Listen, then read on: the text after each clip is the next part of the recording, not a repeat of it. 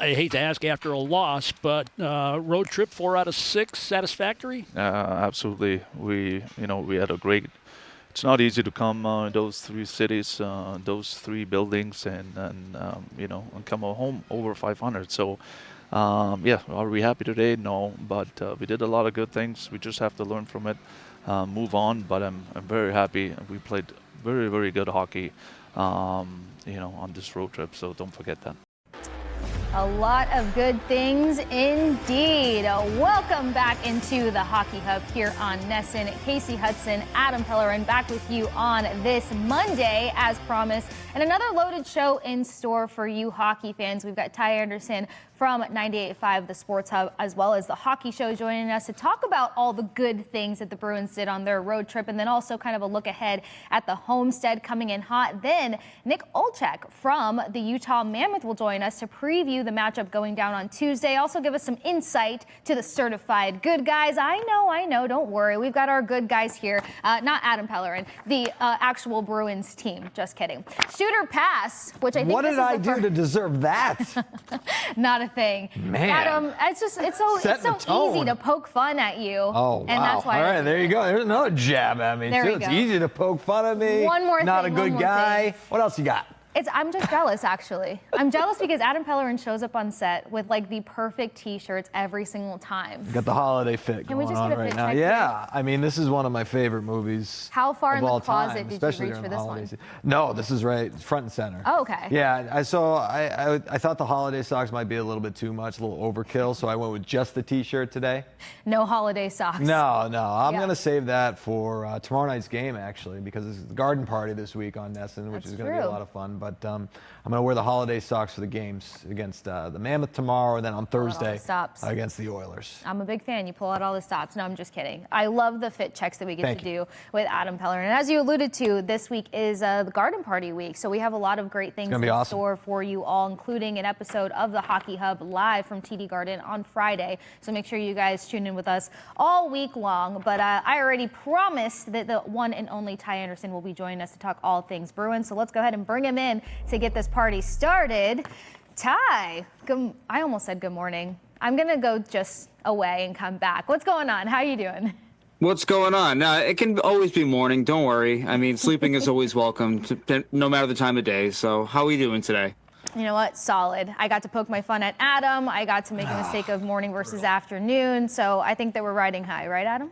Yeah, we're doing great. Those earmuffs, I mean, those are pretty intense. Well, you know, I live in the city, Adam, as you know, yes. and I live right by the lovely Mass Pike. So if I don't hear you guys, I'm going to hear trucks and trains and all sorts of things going by. And so these are my nice, big, gigantic headphones that I use on the radio and now when I do podcasts because I get distracted very easily. Sometimes it sounds like there's a pod race happening outside of my bedroom, so I have to be very careful here and be very focused. So I'm doing this for you, Adam. Okay, wow. Much like you're doing the shirt for me, I'm doing this for you. Yeah, that's all I could think about was like, I'm going to see Ty Anderson today. I need to get my best look going, and that's all I could focus on, buddy. You're right. You nailed it. I could feel the bromance just brewing between the pair of you. Okay, we are going to talk some fashion, especially when it comes to pasta on the road here shortly, but we've got to start with basically how to evaluate the road trip, because I think the best part about being a hockey fan is the mental state that we just love to dabble with. One day we're high, the next day we're low, and we read so much into each and every game. So what did you make of the road trip in totality? I thought it was good. I think taking 2 out of 3 on that kind of trip, and that trip has been a house of horrors in the past. I remember back in 2023, they went right before Christmas, and it was one of the worst road trips they had. And it was one of those road trips that got you going, are they going to be okay? Is this team going to be all right? And sure enough, they were. They made the playoffs. They went to the second round. But I think that those trips, 2 out of 3, especially this kind of season and the way that teams are so up and down, like, I'll take that. You know, I think that Minnesota game, especially after the Wild acquired Quinn Hughes, it was setting up for a letdown game. You know, it's funny. I actually looked it up, guys. After the game, or I didn't look it up. I was curious, and the Wild provided it, thankfully. The Wild have the best record against the Bruins out of any franchise in NHL history. Minimum 10 games played. The Wild have the best record against the Bruins. So it's always been a team that's given them problems historically, especially in that building.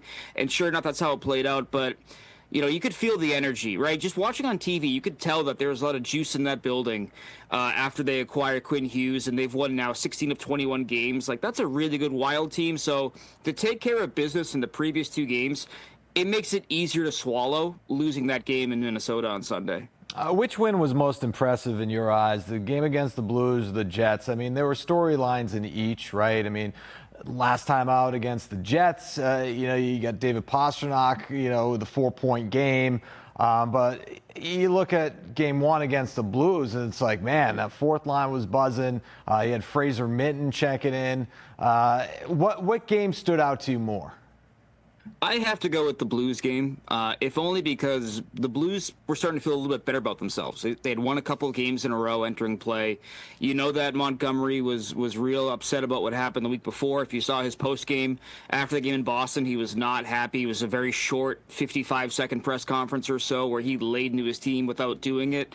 And so I thought that game, you're going to take St. Louis's best punch, right? And especially in their building, and you kind of put them to bed. It felt like, pretty early that you took control of that game and you were making it clear that you were going to win once again. And, so I go with that one personally. I think the Jets, I'm pretty anti-voting a goalie for the MVP, but it's kind of easy to see why Connor Hellebuck won the MVP a year ago when you watch that team without him and how bad they look. So I'm going St. Louis just because I think emotionally, that was a charged up opponent ready to kind of pay it back to you, and you didn't allow that to happen. And Adam, to your point, balancing the scoring lines, I think that's something this team might have to do more as the season goes on. And so to be able to put Pastrnak, who is not 100%, down there with Husodinov and Minten and get immediate results is kind of impressive because it's something that Marco can now go back to if he needs to at a certain point, right? Like, you're always looking for more tricks to add to your bag over an 82-game season, and if Pastrnak can make Minten and Husodinov better and productive, then that's something you can go to if you need to. Yeah, I'm glad that you brought up the lines because, funny enough, heading into the season, a lot of the conversation was the Morgan Geekie contract and being able to kind of distribute scoring using Morgan Geekie. Well, now insert the Blues game, and then you see that Pastrnak is really the key piece in that. What did you make of him on that third line, as you basically already alluded to? And then also, they went back to the original lineup for the most part with that top line yesterday versus the Wild. But do you think we could foresee maybe a little bit more energy in the blended of lines to try to serve up different looks? Yeah, I think it's a great question, Kasey.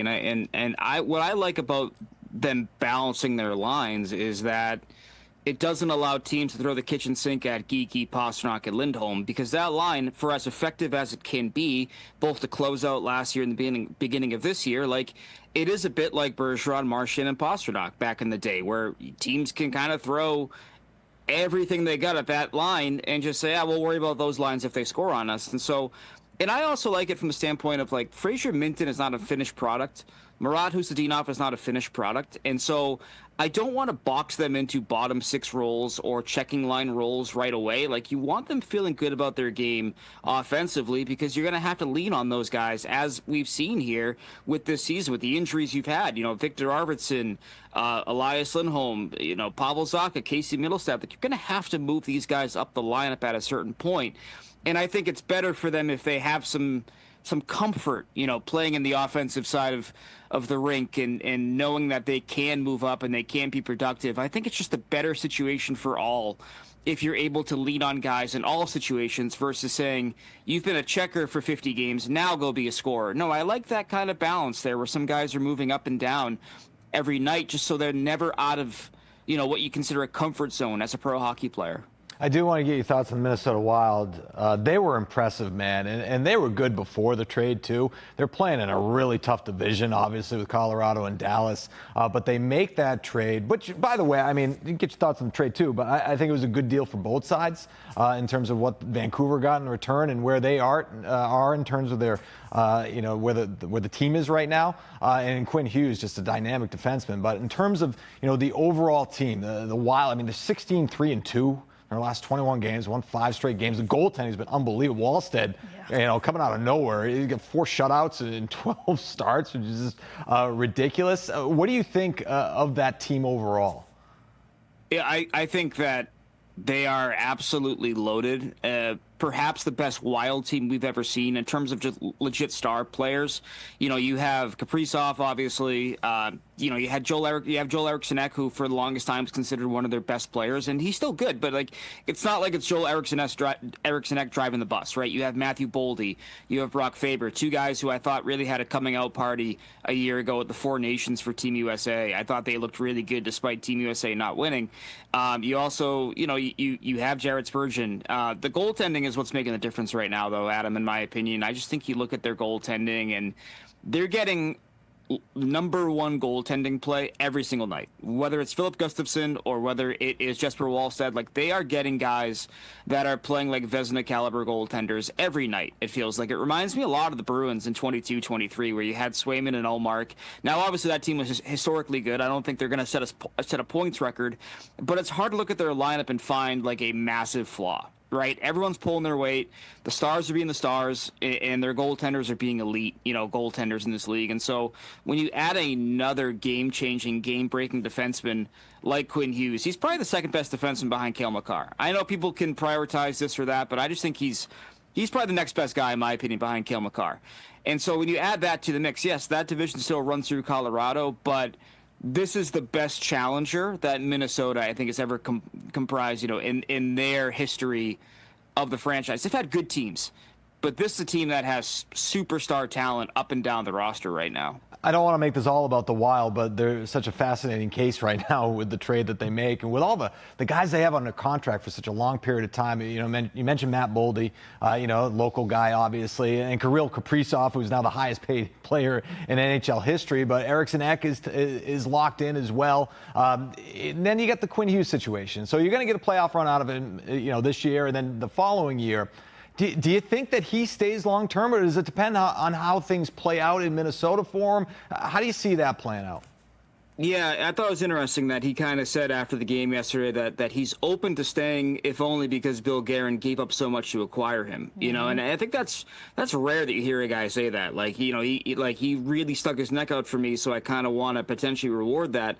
I still think he wants to play with his brothers. I feel like, you know, Vancouver's GM coming out in the offseason saying it's no secret that he wants to play with his brothers. It's kind of like, well, if you know that, the whole league knows that, right? And so, I mean, who's going to have a better read on it than his old GM? And so I do think he wants to go there, but Minnesota is not a bad place to stay, you know, for those reasons you just mentioned. Now, the future might be a little murky after they traded what's effectively 4 first-round picks to acquire Quinn Hughes, but they're kind of getting out of their dark time. You know, like they bought out Ryan Suter and Zach Parise. They just got rid of them. They dealt with the massive cap penalties of getting rid of those players, and now they're kind of past that. And so now they can rebuild it in the way they want. I mean, I think now the cup window is officially open in Minnesota, and it's about getting Quinn Hughes to stay. But I feel like the allure of playing with his brothers, you know, being the first, I think, trio of superstar brothers to play together in quite some time, I would imagine. I can't think of many other groups that have the same kind of star power those three have. Would be too much to pass up until proven otherwise for them. Well, it was the Hanson brothers. There was. Yeah. So I saw them. Yep, I've seen them. They're great. I've seen Hanson the band as well. They're also great. Yeah, that sounds about right. Yeah. You know, listen, Adam. We all love our '90s acts. Okay, I made my mom take me to go see Spice World in theaters when I was 5 years old. All right, so like, you know, I don't listen. Ty. If it's good music, it's good music. Who cares? You know, who cares? You sound offensive. I was just saying it sounds right. He was just stacking his case about the good old '90s. Yeah. Sticking with the game last night for just another second, because of course I live for some of the tweets that all the tweets that you throw out there, some funny ones, and of course some really good facts. But let's talk about Alex Steeves for a minute, because he stopped this team from being shut out in general. What have you just kind of made of his ability to be relied on in any aspect that this team and game needs? Yeah, I think he's a great example of their pro scouting department, which I think continues to knock it out of the park when it comes to finding players that are maybe tweeners for other organizations, but you believe in them and you find that you think you can get something out of them. I mean, look at Dennis Bonvie as their director of pro scouting, and look at what they've been able to do the last, let's say, 5-10 years. You've brought in You've brought in Alex Steves. You have brought in Morgan Geekie. Even before that, you had guys like Riley Nash, Timmy Schaller. You've always been on the forefront of finding guys that maybe are passed over in other organizations, but you bring them in, you find a role, and they're off for the races. Now, they don't always stay here. Sometimes they cash in elsewhere, but they've been very good at identifying those players. And what I like about Alex Steves is that he is a guy who you look at him and he can play fourth line, he can play second line, he can fill in on the first line, and he's not changing who he is. He's still playing the same kind of game. He's physical, he's got a good shot. He's still thinking offense, even in a fourth line role, but not at the sacrifice of the defense. You're seeing him incorporated in the PK more as well. He's just a player that I think if you're someone in Providence and you're saying, why am I not getting my chance? Why am I not, up there like I want to be, you look at Alex Steves and say, well, you're doing everything he's doing because he's doing everything and more.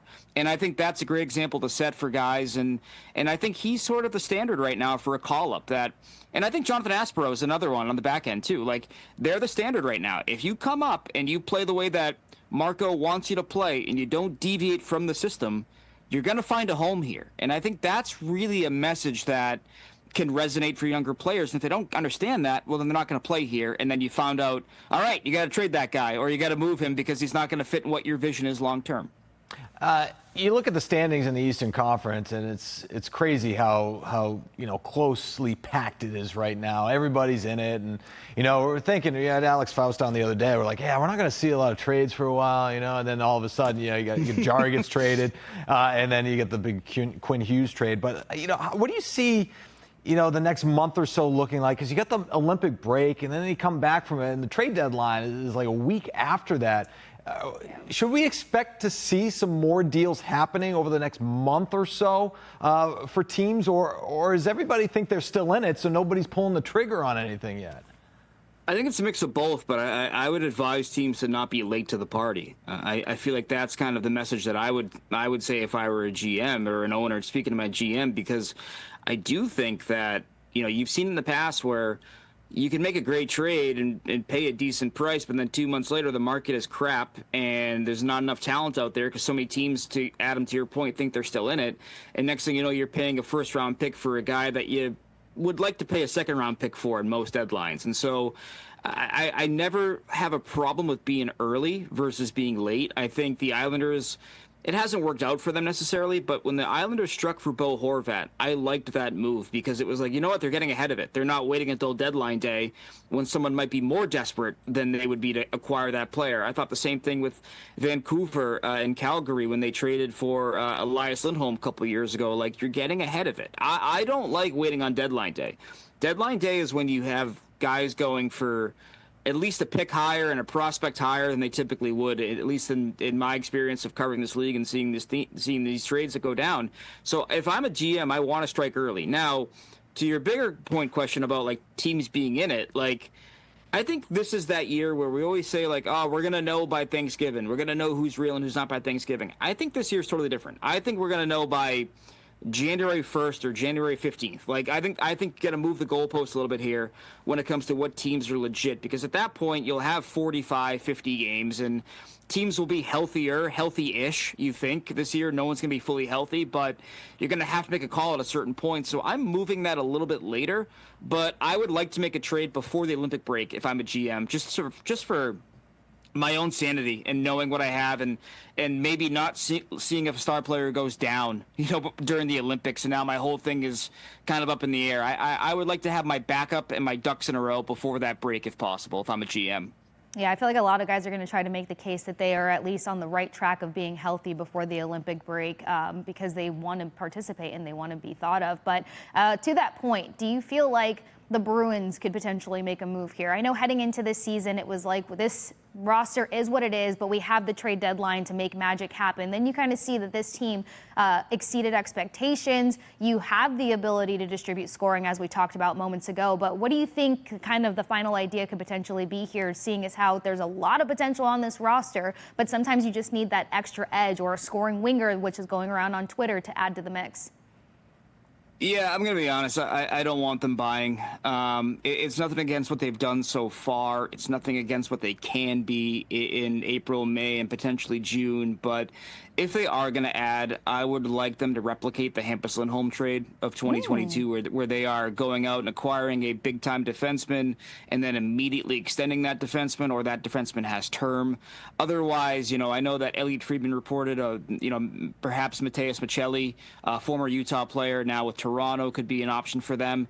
I mean, if that's the best you can do in the market, I'd rather see what you have internally, because you're getting good returns, as we mentioned on Alex Steves. You do have Fabian Lysell. You do have Matty Poitras. And I just feel like you have to stop the bleeding at a certain point, right? You have to stop trading first-round picks, second-round picks, because the only way to rebuild the team to its full capacity is through high-end draft picks. And the Bruins have traded a lot of those over the years. I know they have a couple extra here with Toronto and Florida, but you got to make those picks, right? And if you are trading them, you got to trade them for guys who can be part of the long-term vision of your franchise. And so I'm taking a break from trading for rentals and part-time fixes. But if you can find that defenseman that slots into your right side, I would say potentially for the long term, that I'm okay with. But anything other than that, no, I think you've experienced enough here where you do have guys that have come from Providence and played well. And so I would rather just go with that and find out if these guys are playoff performers, or if they're not, and adjust from there. And so I just look at it like this, guys. Like, if you go out and acquire Mateus Michelli, who was traded for a conditional pick, a player like that, right, who's not having a great year, who Toronto's going to move on from, are you sure he's going to give you more than what Alex Steves is bringing you, or what Matthew Poitras can bring you, or Fabian Lysell can bring you? I don't know. And that's sort of where I am with them, where unless you're getting legit, certified, established, bona fide help that's in the prime of their career, I really wouldn't want to do that if I'm the Bruins. Ty, before we let you go, you're a local guy, so you can speak to this. Matthews Arena closing its doors, and obviously it was an emotional, it's really been an emotional, few weeks leading up to it. And then they played the final game on Saturday against BU. Didn't end the way they wanted to. You see David Poyle and Jack Parker, a couple Hall of Famers there dropping the puck, and a lot of luminaries in attendance. They had a coach's skate before that. So many memories, not just housing Northeastern, Ty, but as you know, original home of the Bruins. Beanpot was there. The Celtics played there. BU, BC. I mean, just so many different things over the years. And this year it's funny, we're celebrating the 30th anniversary of, TD Garden opened as the Fleet Center. And, I remember everybody, when the Boston Garden closed its doors, it's like, oh man, it's just devastating. I mean, this is kind of like that, right? Oh, it is. I mean, it's a piece of Boston history. It's one of those, it's a cathedral, in my opinion. It's one of those arenas that is a bucket list thing, and it is something that I look at and gonna miss. It's the same reason why, I'm happy that Fenway is Fenway. I'm happy that they didn't knock it down and build a soulless replica in the Seaport. I just think that's Fenway Park. That's Boston. We live in a very old city, guys, as we all know. It's the roads are terrible and the weather is awful, but we love it. It's historical and it's part of our charm, I feel like. And I just, every time we lose a piece of Boston sports history or Boston history, I feel like a part of me dies, because that's just it's just something that this is part of who we are. I hate to be so basic about it and be like, old stuff is what we do, but no, historical, the history of Boston is not something you find in every city, right? And I think especially the history of Matthews Arena, I feel like everywhere I go now, the oldest arena is 25 years old. There's something to be said about, hey, no, this arena's been around, forever. And it's always been this way. And yeah, it might be kind of a dump to you, but it has so much history in its walls, and that's why we love it. I hate losing those buildings. I just do. It's just there's something about it that has character, has integrity, that I think really speaks to the culture of Boston, and what has made us such a sports mad city over the years is that we love walking through buildings and seeing the history. And now that we can't do that with Matthews, that's a real bummer for hockey nerds and history nerds like ourselves, in my opinion. Yeah, we like to celebrate history, but we hate change here, don't we? We really do. We do. Sure. I mean, We do, man. I hate Gillette Stadium having seats. I loved the benches. Foxborough just being benches. Like, yeah, man. like I am Freezing the your ass ultimate off mark. on a bench at Foxborough Stadium, Sullivan Stadium, Schaefer, depending on how old you are. Yeah. Hey, I will say, as a non-local, the draw-in for me was the culture and the history and being able to walk through things and be like, this person was here, this person played here, this team played here. So, to your point, you cannot replace charm or culture. Ty Anderson from the Hockey Show on 98.5, the Sports Hub. Make sure that you check out his fabulous tweets and hockey coverage. Ty, always a pleasure. And like I said, we'll be kidnapping you more often, however we can get a hold of you, to draw you back onto the Hockey Hub. On the other side, Nick Olczyk breaks down the preview between the Bruins and the Utah Mammoth. Don't go anywhere. Stick with Adam and myself here on the Hockey Hub. Back into the Hockey Hub, as promised, Nick Olczyk from the Utah Mammoth, studio broadcaster and analyst, and an Emmy Award winner, by the way, joining us here. Nick, thank you so much for coming to hang out with Adam and myself. How's it going? Kasey, Adam, great to be with you guys. Thanks a lot for having me. Great to be back in a city where I spent a little bit of time playing junior hockey back in the days when I was playing in the USPHL for the South Shore Kings. So great to be back out in the Boston area. We will be getting into that. But the first thing that jumps off the page for me is that I love a broadcast or a team or any sort of reporter where you can just feel the passion for the game through their pores, through everything that they do. And I feel like you can see that across the board when it comes to the Utah Mammoth. So just talk about your experience this season. I know a lot changed from last year to this year. So how has it been so far? Oh, Kasey, I think it's a great question because we have such a great, talented group of broadcasters with the likes of Matty McConnell, who's been calling games forever, Dominic Moore, who had a stint here playing for the Boston Bruins and had a career playing close to 900 games. On the rest of the TV side, Sarah Merrifield, who does a wonderful job as our team reporter, telling the stories, bringing to life the player personalities that we have. And we do have a few of those, as Mammoth Nation would know. Kim Becker does an unbelievable job carrying me. Her back must be sore every studio show as our host. And Mike Folta does an amazing job on the radio too. So I'm so fortunate to be part of this organization as we feel as broadcasters that we're empowered to go tell the story, not be the story, and feel valued to the point where we can just go be ourselves and hope that the fans are enjoying what they're watching. But most of all, aside from just great broadcasters that we have on our team here, unbelievable people, and that's certainly where it starts. So the cool thing about us is that if you see us on TV, we're the same people that you would see out in public, and I think that's a big thing that we take a lot of pride in.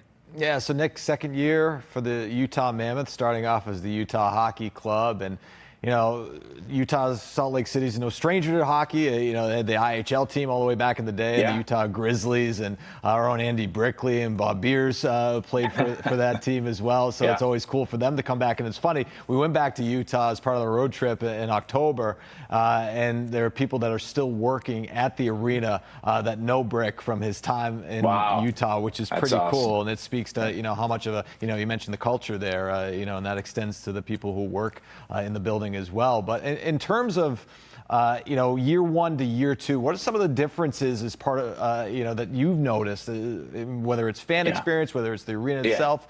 What are some of the things that stick out? Adam, I'm glad that you brought up the fan experience and the fan interaction that we have the pleasure of having. And a lot of people that don't know or aren't from Utah would just think, okay, the National Hockey League is there now, so nobody knows hockey. It really couldn't be further from the truth, right? And I think as broadcasters, there's a fine line for us where we need to make sure that we are giving the proper information to those people that know the game, but also make sure that we're teaching the game to a lot of new fans and people that are watching the game of hockey for the very first time. And I think that's one thing that we have done at a really high level is knowing, as you had mentioned, the IHL, the old days of professional hockey with the Salt Lake Golden Eagles. there are a lot of those people that watch those teams and are still around. So it's a fine line of being able to teach the game, explain the rules, but in a way that doesn't turn off the hardcore hockey fan, because there's a boatload of them in the great state of Utah. But there's nothing better, I think, as a broadcaster, and you have the honor of being part of a franchise from its infancy, is that when fans come up to you and you've never met or seen them before, and they say, hey, you helped me learn about offside or icing. And look, for the fine folks in Boston, that's second nature, of course, with the great history of the Boston Bruins being one of the original 6 teams. But that's just something very special and a huge responsibility that we have to not only incorporate the fans that have watched hockey their whole life, but also some people that are maybe tuning in for the first time. And the one thing that we try to pride ourselves on is informing and entertaining. Because there's a lot of reasons why people watch the greatest game in the world in the National Hockey League is because they love hockey, because they want something to cheer for, or maybe they need a distraction from other things going on in their life. And that's why no matter what team you're broadcasting for, you're there to try to be there for the fan, to explain, yes, what's going on the ice, but also it's okay to make someone crack a smile and give them a laugh, as Andy Brickley and Judd Surratt and Jack Edwards over the years have done, no doubt, and Billy Jaffe as well in the studio, and the great crew that you guys have. So we're so honored to have the incredible broadcast team that we have, that are great people first and foremost, and I think the connection that is continuing to grow with the fans is something that we hold near and dear to our hearts. Yeah, I'm glad you pointed that out. It is a delicate balance, but I'd see as the landscape changes for the NHL, there's a huge appetite to learn about the game, and even diehard fans, because I try to put together like a fun little preview before games.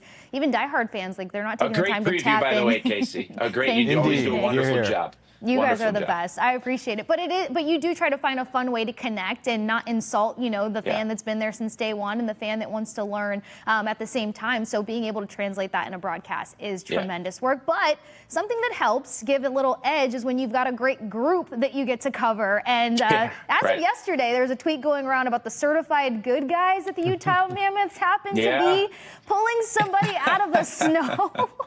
What do you make of this here? This was right outside of our hotel. This was one of the buses I was getting ready to leave, and you got Barrett Hayton in the mix. You got our goalie coach Corey Schwab, one of our video editors Cole Stoya. I mean, so you've got players, coaches, team staff that are trying to help this Kia Soul escape the snow and get rolling, just as Utah's offense got rolling in the third period, as I'm sure we'll get to about the huge comeback in Pittsburgh. But yes, no doubt, certified good guys on this squad. And I think that just speaks to the organization. And something that we touched off at the very top is, under the incredible stewardship and ownership of Ryan and Ashley Smith, who run Smith Entertainment Group, the owners of the Utah Mammoth as well as the Utah Jazz, there's a couple of mantras that is founded within the organization. And first is all in. Well, what does it mean to be all in? Well, it's there to be there for one another, to bring your very best each and every day. And it may sound cheesy or sentimental, but it's reality. If you bring your best self every day, no matter what you do, you give yourself, and you give your employer, and you give the world a better chance to be a better place. And so that's one of the founding principles of that. And, for this organization, it doesn't surprise me to see that at all. Now, I'm a little bit biased. I think hockey people are some of the best people in the world. And at the end of the day, you don't win unless everybody contributes. And that car doesn't get out of the snow unless you've got some people helping out. So not surprising at all. And whether it's the players, the staff, the ownership, there's just something really special cooking here with the Utah Mammoth. And honestly, I would say that if I spent 15 minutes around these people, not saying that just because they cut my checks. Well, it's part of the hockey culture too, I think, right? I mean, it was funny when I was seeing, those guys push that car out of the snow. I was thinking about when we got back. Yeah, I was thinking about when we got back from a road trip a couple of years back, and we get back in the snow, and you could speak to this, right?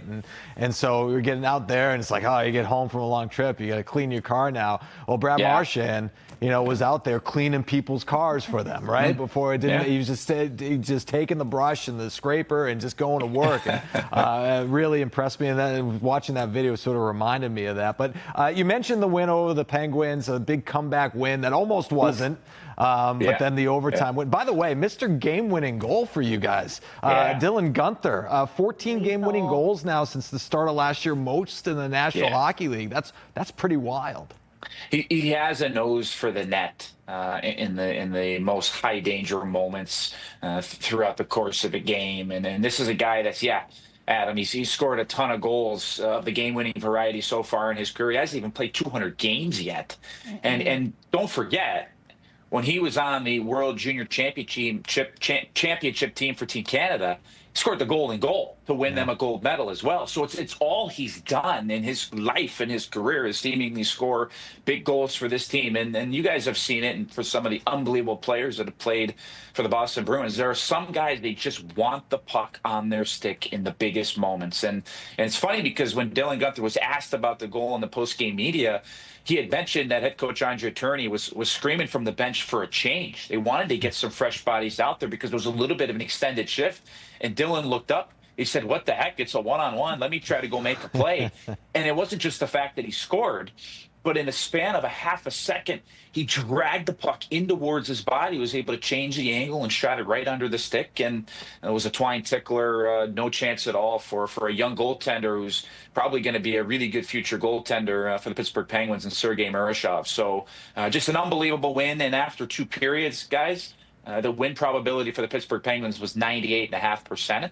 Now, that doesn't tell the entire story because Utah was outchancing the Pittsburgh Penguins, a lot more opportunities off of turnovers. It was just a matter of when, not if, Utah was going to score and if they could have mounted enough of a comeback. But you just got the sense once they got that first goal from Nate Schmidt in the first minute and a half of the third, and with the fact that Pittsburgh gave up a 4-goal lead not even 24 hours the day before, on the broadcast, we were trying to paint the picture of, okay, this is very possible with both how the game went prior for the Penguins as well as how Utah was playing in that game, because sometimes the scoreboard is a pretty good liar of indicating how the game was going at that moment. So the biggest comeback in franchise history. I know it's only been a year and a half, but nonetheless, a wonderful moment in this franchise's history, and hopefully it could be a good jumping off point. Hey, every moment is worth making a plaque after, at least in my life, that's for sure. Dylan Guenther, terrifying to go against one-on-one, and hopefully the Bruins don't see too much of that. But I'm going to quickly pivot to a guy that, look, I respect the Utah Mammoth Club. I was really upset with you all when you got J.J. Peterka. If I had a wish list and a board and could put bows on it, I was like, this guy has to get to Boston somehow. Didn't happen. His speed is lethal, his ability to do a number of things, and at one point, him and Guenther were on the same line, able to distribute that talent, though. Like, how much of a danger has that made this Utah Mammoth team to not only have this talent, but also be able to distribute amongst the lines? Yeah, in case you know this, considering the amount of hockey and the great knowledge that you have for the game, is that when you can spread that talent out and have depth scoring, it's so crucial. And to start the season, J.J. Peterka began the year on the second power play unit and was playing on the second line. Recently, for the last stretch of games, he's now been playing on the top line with Nick Schmaltz and Clayton Keller, and it has seemingly been a match made in heaven. Not just the fact that all those guys are extremely advanced in the way that they think the game, and their hockey acumen usually being a couple of steps ahead of the opponents in terms of what they're trying to do, the plays they're trying to make, especially in tight areas. But there's a great speed to J.J. Peterka's game, not just in his feet, but in his head and in his hands, too. There's been numerous occasions this year where he'll pick the puck up at his own blue line, go bursting the other way, and even if he can't make a play off the rush, his speed will allow him to push back the opposition's defense. And what does that do? Well, it opens up those cross-seam plays that the likes of Schmaltz and Keller love to make. He's got a lethal one-timer. Really hasn't had many of those opportunities this season, but quite a few goals he's scored where he's entering the zone, quick little cut inside, outside, then he's able to beat the goaltender far side or short side, always keeping goaltenders honest and just being such a hard read off of his stick for a goaltender to try to pick up and snag with a glove or get a blocker on it. So just he's added to the offense of this group, no doubt, and he's been on a really hot stretch here lately. And if this team, that being the Utah Mammoth, want to make the playoffs, which are and have been the expectations from the beginning of the season, J.J. Peterka is going to need to continue to be a guy that is one of the offensive igniters for this squad. And so far, he has certainly done it in a huge way. Yeah, and the Mammoth are going to have a lot of home games because they've played the most road games in the National Hockey League, which is wild. The per diem has been nice. The per diem has been nice. But it's going to be very nice to have some home cooking, especially at the end of the new year. Yeah, absolutely. And just to that end, and you still got 2 more games left on this road trip. And by the end of it, you will have played 8 more road games than home games for the Mammoth. How is the team done with all the travel and all the games away from home? It's funny you ask that, Adam, because I've talked to a couple of players about the schedule this year. And the Olympics obviously has condensed the schedule so much. Yeah. A lot more back-to-backs. You're playing 4 games in 7 days. And look, with all due respect to the other 4 major sports and other sports that are out there, there is no more demanding schedule in the entire sporting world than to play 82 games over the course of 8 months, and especially with everything being condensed this year, which, of course, we're all in favor for because we do want to see best on best at the Olympic Games, which we will be seeing in the early to mid-February times of the year.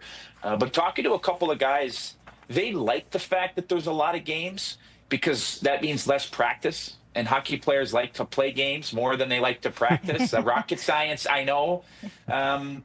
But with that being said, the one thing that they did stress to me is that the travel and the recovery is just so much more vigorous. There's more travel, more back-to-backs. You're getting into cities later. It messes up the recovery routines after games and in the days between games. And this is why a lot of teams have opted for more, before the season started, for a little bit of a lighter training camp so they don't burn their guys out, don't run them into the ground. Less practices. There's an off day today for the Utah Mammoth, off day in Boston. Wow, what a terrible place to spend an off day. Looking forward to going grabbing some food and exploring the city a little bit at some point today, as I will. And just for these guys to be able to enjoy these times on the road together is obviously really important too. And the Mammoth last year, the first half of the season, were much better on the road than they were at home. I just felt like there were times at home where the crowd gets behind them, they get excited, oohs and ahs, and they maybe tried to do a little bit too much. You pass the puck into the back of the net type of thing. But this year, it's kind of been the opposite, where the Mammoth have a much better record at home than they do on the road. And as you guys know, when you're on the road, sometimes it's the simple game that is the more effective game. In hockey lingo terms. So that is certainly one area I think that they are going to continue to grow at. And when you come off a big win like they had with the third period comeback in Pittsburgh last night, that can only help the cause when playing away from the Delta Center. Yeah, a number of guys that really enjoy thriving under the pressure, hence games over practice. But just to get your overall thoughts on tomorrow night's matchup, and plus maybe a little highlight on Mikhail Sergachev. I could be biased, covered him for years in Tampa Bay, but you're talking about somebody whose career is taking that next step and who could be problematic for the Boston Bruins tomorrow. So what do you make of this? What's your prediction, Bruins, Utah round 2 tomorrow night? Well, first off, Kasey, I would agree that Mikhail Sergachev has been a fixture and a pillar on the back end for this team. And it was made very obvious by general manager Bill Armstrong when he elected to make a big trade 2 drafts ago to bring in Mikhail Sergachev, sending a couple of important players. Geeky ended up sending him to the Tampa Bay Lightning, as well as J.J. Moser, who both those guys are a pretty couple of darn good players and a draft pick in there as well. So, but you have to give up some really good things to be able to get an impactful player. And that's the obvious part of trying to find a trade partner. But for a guy like Mikhail Sergachev, can run power play, can play penalty kill out there at the end of the game, whether you're up, whether you're down. He has been the entire utility defenseman that the Mammoth were certainly hoping for, and has grown into the #1 defenseman that he didn't have the opportunity to do so in Tampa because the great Victor Hedman and first ballot Hall of Famer was there in front of him. So now he takes what he learned there. He takes what he learned from Montreal under the tutelage of Andrei Markov, another great defenseman in his day, and has now really become such a well-rounded D. As far as the matchup goes, you've got 2 teams that know how to win. And I think for the Boston Bruins, from what I've seen this season, outperforming expectations for what some people had for them before the season started. I know the tough loss in Minnesota the Quinnesota Wild. I think that's what people are calling them now. Sorry, but 4-game win streak before that, right? So this is the team that it's a blue collar kind of game. So I wouldn't be surprised if it's going to be a tight game, as most games are, of course, in the National Hockey League this season. But I just think from the perspective of the Mammoth, it's probably going to upset some Bostonians. I'm sorry. But the Mammoth right now they're looking for a jumping off point, and I just feel like that win against the Penguins should be helping the vibes as well as the good feelings in this group, and hopefully, at least for the Mammoth's perspective, this could be a game where they go on a little bit of a run here, knowing that they're in that wild card position and trying to continue to establish themselves as a playoff team as the season goes on. Brave prediction right before you go out into the streets of Boston, Nick. Just saying. Sure. No, it'll be great to have you in TD Garden tomorrow. Everyone, make sure you're following Nick Olczyk and all of his amazing coverage with the Utah Mammoth and their exciting second season ahead. Nick, thank you so much for taking the time to join us here on the Hockey Hub. On the other side, some shooter pass. We get into some topics, and we'll see if Adam and I go eye to eye on whether or not we say yes or no. Nick, we'll be kidnapping you again another time, that's for sure. My pleasure, guys. Keep up the great work. Thanks, Nick. Thank you. Stick with us here on the Hockey Hub. After this quick break, we get into Shooter Pass. Don't go anywhere. Back at it with the Hockey Hub, getting into a fun segment that we sprinkle in here or there, but the first time that I get to put Adam Pellerin in the hot seat and vice versa. It's time for some Shooter Pass. So we're going to run through the list of some topics, and then shoot means yes, pass means no. I think that's pretty simple. First one, we'll stick with the hockey talk for just a second. Alex Steeves will finish the season with 20-plus goals. I like this one. That's a tough one. So he's got 7 now through 33 games, assuming he plays the full season. I'm going to pass on that one. Okay. Just because, I mean, it also depends on where he plays too, right? That's true. You know, so if he's playing, top 6, that gives him more opportunity perhaps to score more goals. But I'm going to pass on that one because I think when healthy, he's more of a 3rd, 4th line player. True, and especially depending on how these lines solidify themselves in the second part of the season. Who knows? I'm going to go on a limb here, though, and say 13 goals for Alex Steeves by the end of the regular season. Lucky number 13. Lucky 13 was my soccer number. All right, the next one. Just ripping that in Fun fact. Fun fact that nobody asked for. The Bruins have the best college hockey prospect group this season. Well, one of the most productive for sure. Mm-hmm. So, sure, I'll go with shoot on that one. Absolutely. Yeah. I mean, especially since we're keeping an eye on all the guys that play at Boston College, obviously, who are right in the backyard, and in North Dakota, in Will Zellers. So, yeah. I mean, you're looking at, a couple of different, not just BC, but I'll go shoot on that one, sure. Oh, yeah. Give me a Morgan Geekie one-timer on that one myself, especially considering Cooper Simpson, who should be joining Zellers at North Dakota eventually. Let those two get some chemistry before bumping up here. I'm all for it. The next one. NHL should have games on Christmas just like NBA and NFL. I'm going to pass on that one. Because you'll have to work. That's an easy one, Kasey. Man, what else we got? Yeah, moving on. I'm not going to lie. I look at that calendar and I'm like, no game, no game. I'm all set. I might pop on social media on this day. Who knows? I mean, we already got a New Year's Eve game against the Oilers. That's at 9:30 Eastern time. And for the first time ever for me, I'm going to actually ring in the new year on air. Doing hockey coverage. Right. Yeah. Okay. That one makes sense to me. Morgan Geekie will make Team Canada's 2026 Olympic roster. I had him in my projected Canadian roster. There is an injury, though, to Connor Bedard. Yes. So that's going to be one to watch and what that means for the roster moving forward. I'm just going to go shoot, because I want Geeks to make it, Like I said, give me a Morgan Geekie one-timer anytime. All right. Because of your T-shirt, I have to go with this one. All right. Home Alone is the best holiday movie of all time. I'm going to pass on that one. I'm passing that one. Yeah, no, I'm, in a lot of, this is a controversial one because I feel like it's either you love it or you hate it. Are you going to say Die Hard? No. Okay. No. Well, that's a good guess, but A Christmas Story.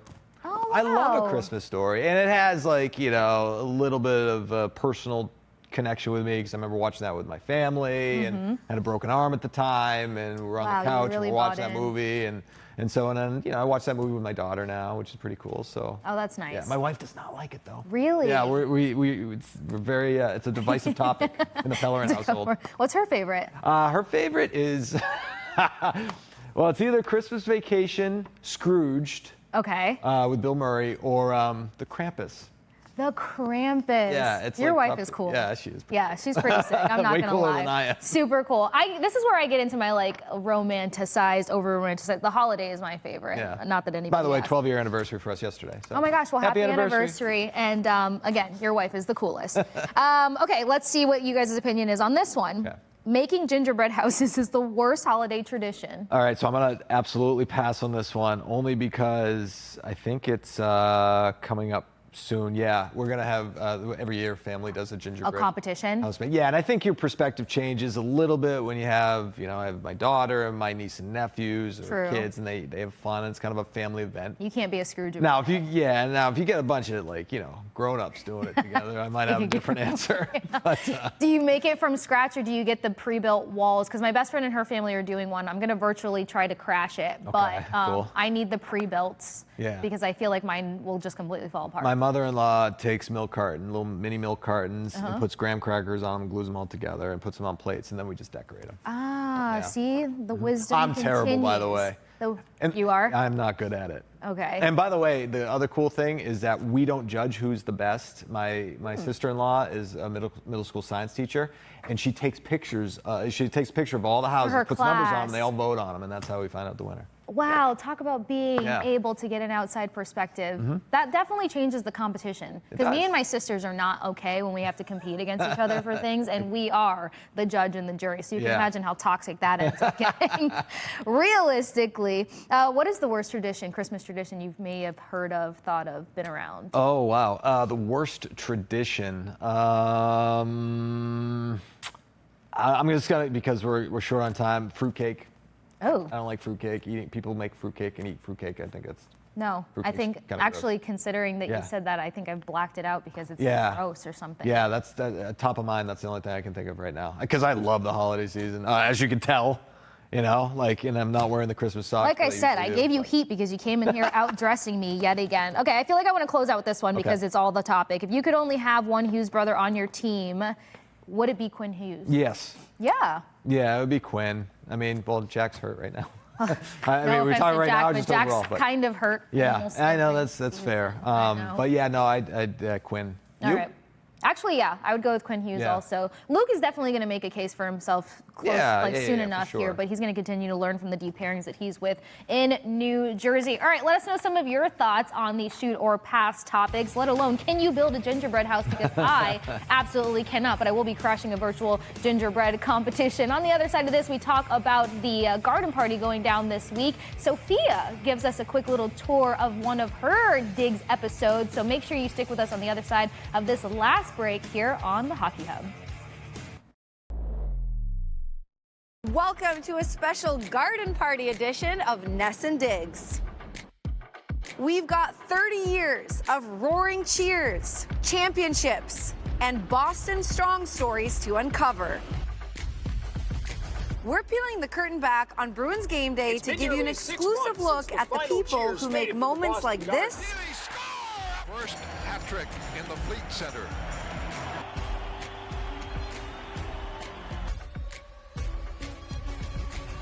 possible.